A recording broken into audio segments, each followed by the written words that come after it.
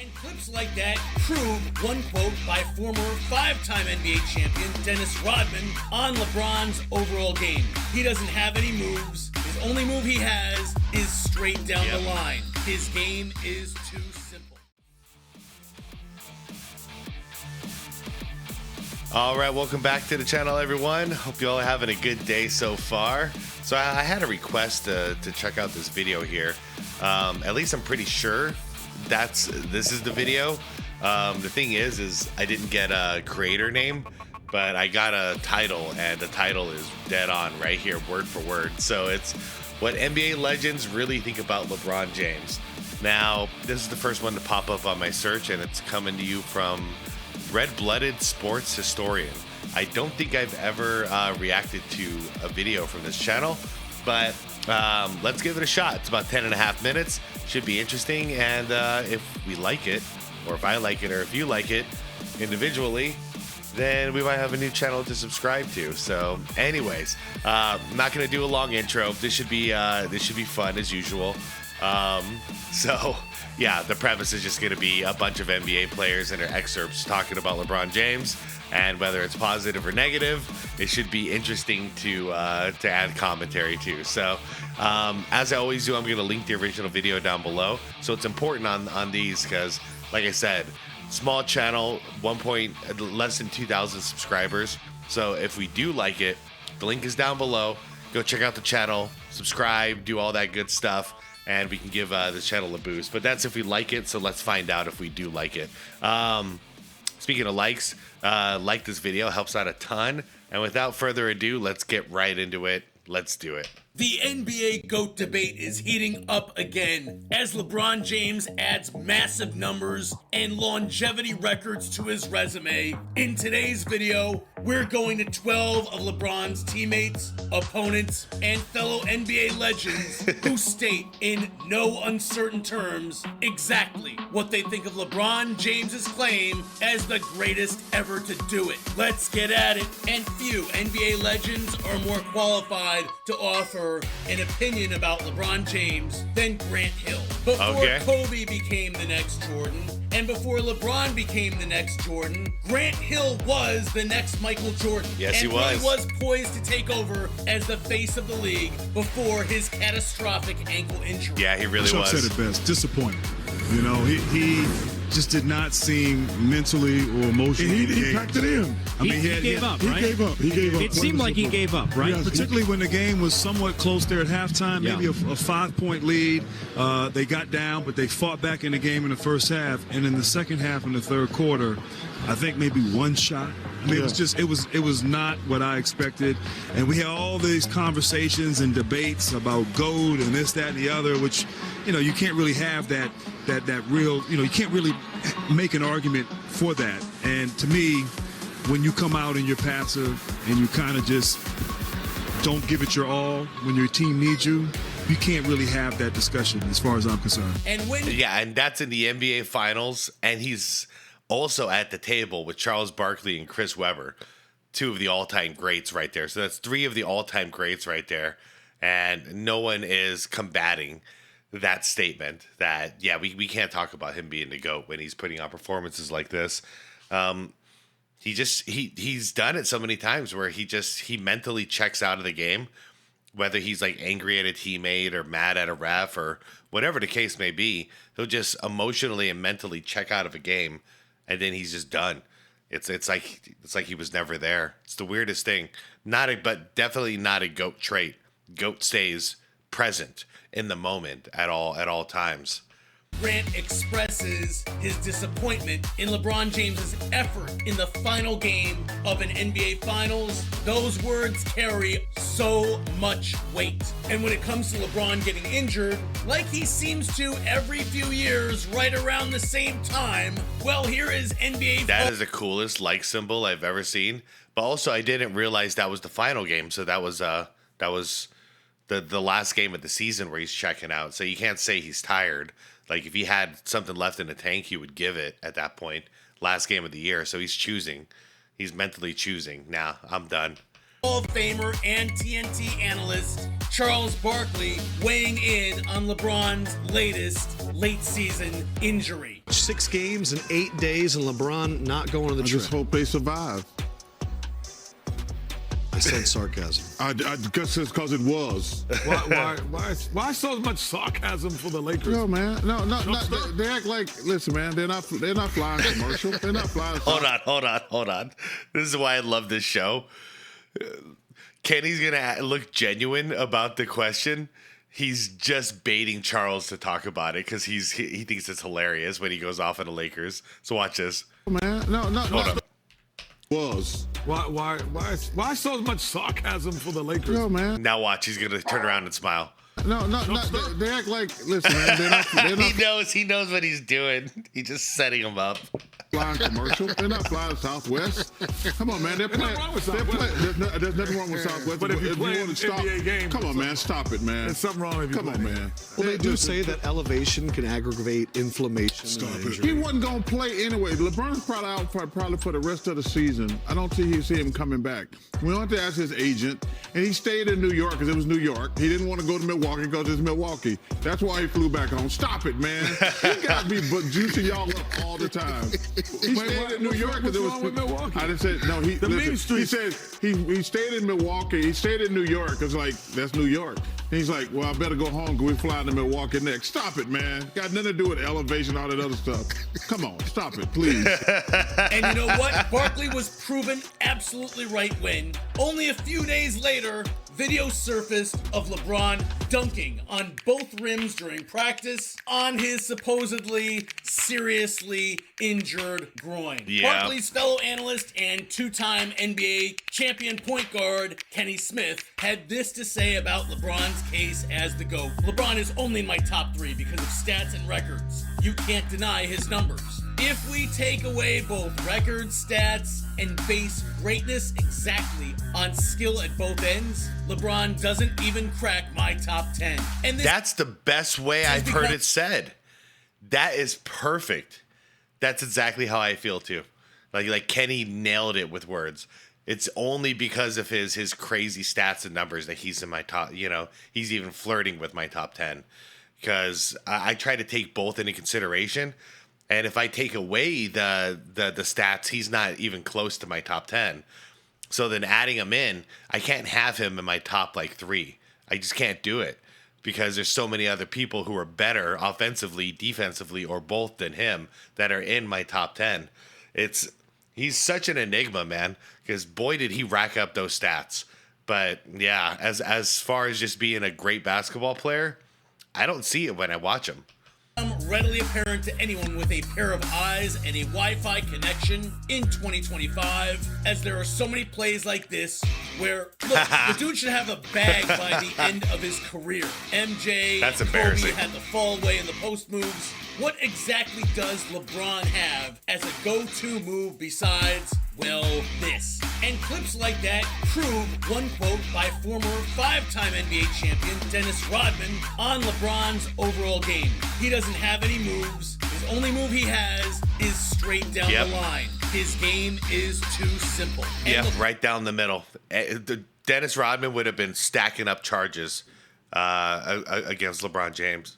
And I mean, charging fouls. No. I do like LeBron couldn't have done that back then. They would have got him over and over again because they know exactly what he's doing, going right down the middle. We know that someone is keeping my channel and my videos from getting traction. So if you're liking this video, I need you to like, subscribe, and share this with someone you love. Kendall Gill enjoyed a solid NBA career. I mean, straight up, so far I'm actually really enjoying the video. There is a lot of subscribe, images on the screen though that are happening constantly. That's my only negative critique, but definitely worth a like here. This is a solid video. and had the opportunity to square up against MJ several times throughout his career. As a current broadcaster for the Chicago Bulls, Gill has spoken with several NBA executives and asked them point blank, who would you take in their prime? Peak LeBron James or Apex Michael Jordan? And this is what all the executives to a man told him. I'm in the United Center all the time, and I did this specifically to get the answers of executives from other teams.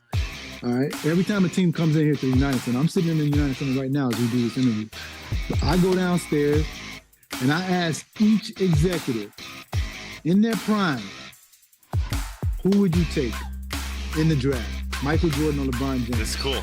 Not one said that they would take LeBron James over Michael Jordan. Damn. That's how you know. The guys in the business know. Okay, yeah, like this stuff is just a little too much. But this is, I never saw this clip, so like I'm still gonna do it. I'm still gonna subscribe because like I've never seen this clip right here. So this is something brand new, and that's cool. He's asking every it sounds like every GM who they'd rather take, and everyone is saying Jordan. Of course they are. All right, and you could have all kind of speculation about in podcasts and guys giving their different opinions. Hey man, the guys who make the decisions just told you. Yep. You know, not one of them. I ask every NBA team that comes in here to the United Center, and that's what they say.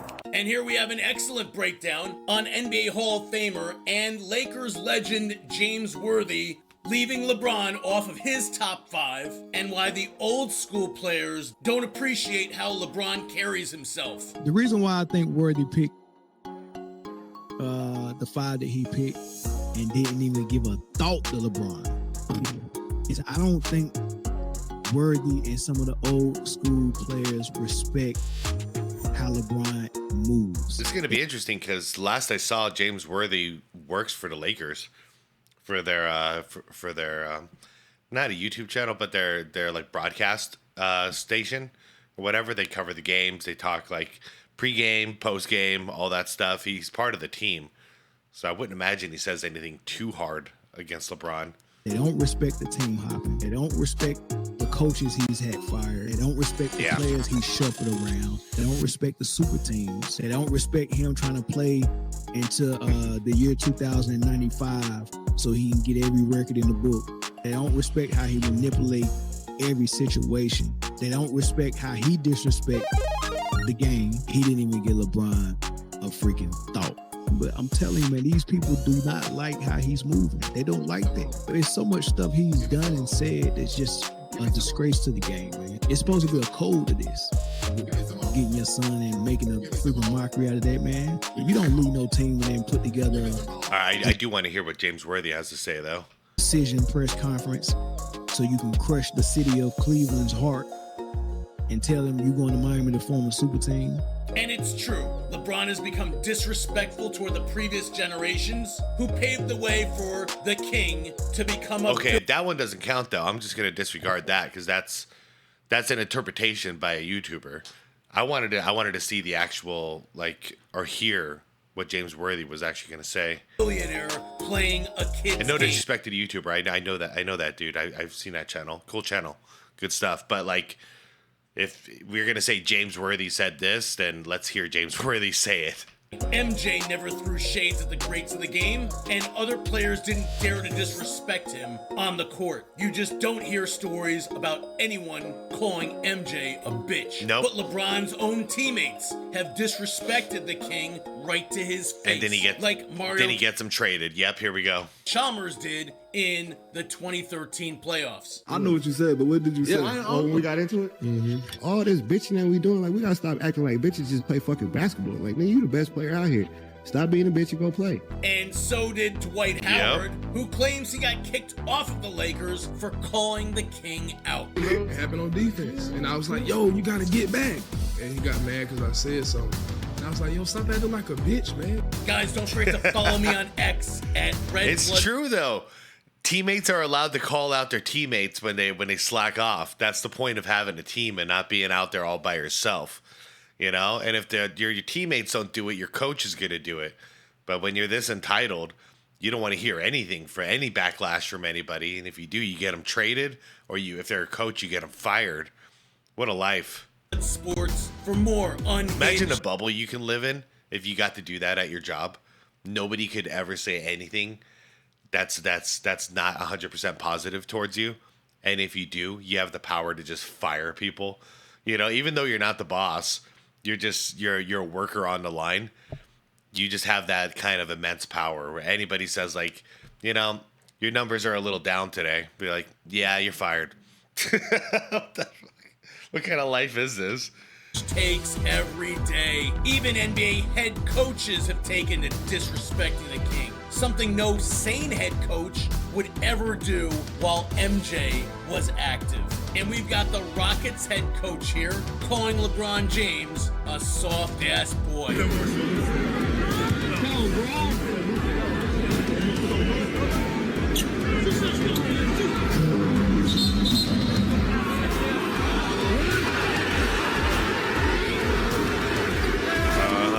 And we're saving the best two for last. They used to play against each other, so he knows. He's like, don't come over here acting like you're tough.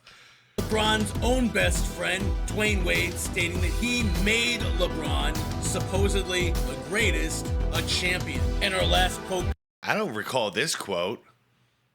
I mean, I would agree with it, especially since LeBron never gives D. Wade any credit or Pat Riley any credit for his success.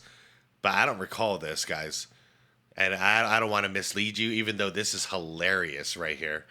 I don't want to mislead you. I don't think this quote is real. Comes from Scotty. But if it is, damn, man. Straighten me out in the comments, please. As Scotty correctly pointed out, that MJ had the proper respect for the history of the game and for those who came before him. Yeah. Michael Jordan has never, ever said he's the greatest player to ever play the game. My problem is more so with LeBron. If you are the greatest player, if people are saying you are the greatest player, or if people are saying Michael Jordan is the greatest player, why do you need to say it? Right. Michael Jordan, why? He's respected all the other players before him. So for LeBron to say that, he's sort of pulling himself out of it, because you can't say you're the greatest player. You have to allow your peers in the world to say that. I agree. I think it's pretty great that a guy won 3 titles, left for 2 years, came back and won 3 more. That is considered greatness to me. Yeah, you don't decide you're an all-star. You get voted in. You don't decide you're a Hall of Famer. That gets voted in. You don't decide your number gets retired and you get a statue outside. That gets given to you. So I completely agree with what younger, more sober Scottie Pippen was saying here, because it's dead on. Let your peers do that for you.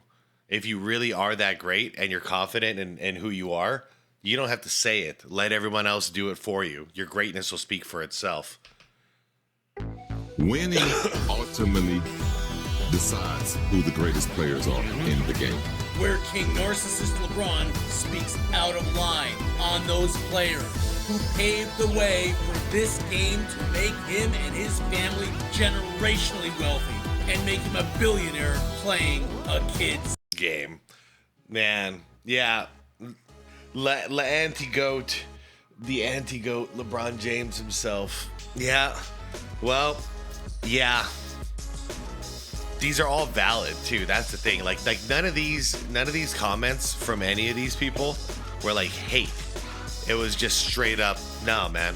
He's just not on that level.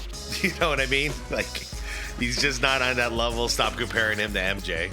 You know, lucky if he's in the top 5. I think that's basically where we're at this point. Like, lucky if you're in the top 5. You're not going to be going head to head against Jordan for this number 1 spot. It's not going to last. And I think LeBron just doesn't want to retire because, one, he can stack up more accolades and more stats, more numbers. But at the same time, if he doesn't retire, then he sticks in our head. Because I'm pretty sure most of you know, when LeBron retires, we're going to forget about him. We're not going to be talking about him much. I think a lot of us are going to be happy. When Jordan retired, we were grieving. We still are. We're still kind of grieving all these years later. And we embraced Kobe a little bit later on because he kind of resembled MJ. But we've still been kind of grieving for, like 25 years at this point. But yeah, when LeBron leaves, we're not going to be talking about him because he never did take that mantle as the greatest ever. So there's not going to be a reason to compare anyone to LeBron James. We're going to continue comparing people to Michael Jordan. You know, can Jokic top Jordan as the greatest of all time? It's not going to be LeBron. So that's why LeBron doesn't want to retire, because if he's still active, he's still part of the conversation, and he needs this. You know, he needs this approval. But anyways, guys, I'm gonna head out. Let me know what you thought about this one.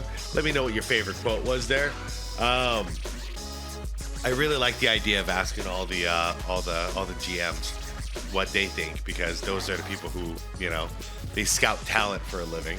So that being a unanimous Jordan was pretty funny to me. All right, guys, I'm out of here. Leave the vid a like if you haven't done it yet. It helps out a ton. Subscribe to the channel if you want more content like this. And more importantly than anything, guys, really, really, really be water, my friends.